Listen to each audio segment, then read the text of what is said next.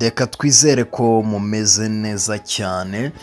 Nk'ibisanzwe uyu ni wa mwanya w'amakuru yacu aba agezweho mu ruganda rw'imyidagaduro ikaze. Amakuru ngiye kubagezaho ndayakesha ikinyamakuru cy'igihe ngo bimeze bite rero. The Ben yatangaje ko agiye gukora igitaramo cyo kwinjiza abantu muri 2025 ari nacyo azamurikiramo alubamu ye ya gatatu. Wow!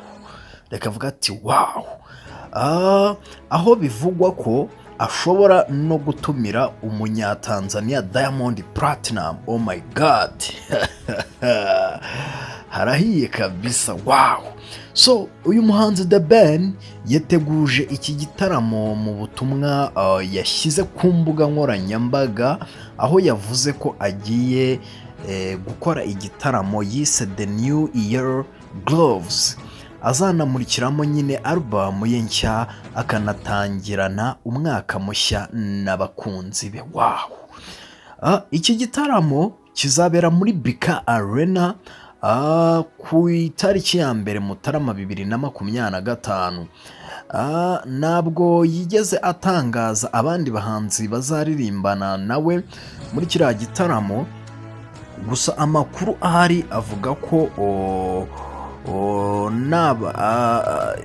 abandi bantu ba hafi y'uyu muhanzi avuga ko iki gitaramo kizaririmbamo n'abahanzi bo mu Rwanda biganjemo abakoranye nawe indirimbo zitandukanye, ni amakorabo. Uretse ibyo kandi gishobora kuririmbamo Diamond Platinum bahuriye mu ndirimbo bise Why, mu gihe ibi biganiro bagiranye na Diamond nta cyaba gihindutse. Mu gihe nta kizaba gihindutse, Diamond Platinum azaba ari muri iki gitaramo cya The Ben. The Ben yaherukaga guhurira ku rubyiniriro na Diamond Platinum mu mwaka ushize muri iyi ndirimbo n'ubundi bahuriyemo. Bahuriye ku rubyiniriro muri Terrace Award and Festival byabereye i Kigali muri BK Arena n'ubundi niba mubyibuka. Iyi album rero nshyashya ya The Ben izaba ari iya gatatu, izaza ikurikira izindi yakoze zirimo iya mbere yise Amahirwe ya nyuma yasohotse muri 2009, hanyuma na album yitwa Ko Nahindutse yamurikiye mu Bubiligi mu mwaka wa 2016. The Ben ni izina ryamamaye mu ndirimbo nyinshi zirimo izo yakoze kuva mu myaka ya za 2009 ubwo yinjiraga mu muziki kugeza ku nshyashya amaze iminsi ashyira hanze.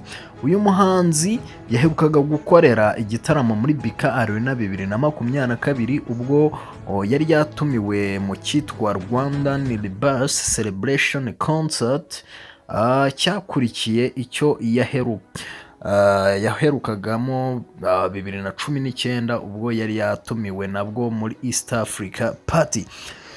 Guys, ngahe nguko rero murabyumva. The Ben igitaramo aragifite ku itariki ya mbere y'ukwezi kwa mbere 2025. Ni igitaramo kizaba kitwinjiza mu mwaka mushya wa 2025. Ngira ngo murabyumva ko nta gihindutse, Diamond Platinum azaba ahabaye. Nyeka ko ari ikintu kidasanzwe, ni big achievement, kuko murumva ko azanamurikiramo alubamu ye nshyashya. Ni alubamu iduhishiye ibintu byinshi cyane. Iyi alubamu iriho indirimbo navuga ko hari nke nagerageje kumva, ariko ni indirimbo nziza cyane, namwe muzaziyumvira. Guys, reka tuzamane muri kiriya gitaramo, mutangire mugura amatike, dore haracyahariho iminsi mike mu booking. Kugira ngo tuzahure muri BK Arena dushyigikira The Ben Tiger B. Guys, mbashimiye ko muba mwabanye nanjye, tubashimiye ko mukurikirana ibiganiro byacu umunsi ku munsi. Natwe dukora ibishoboka byose ngo tubagezeho amakuru nk'aya bagezweho mu ruganda rw'imyidagaduro. Ni kuri Bikorwa Official nk'ibisanzwe. Bye.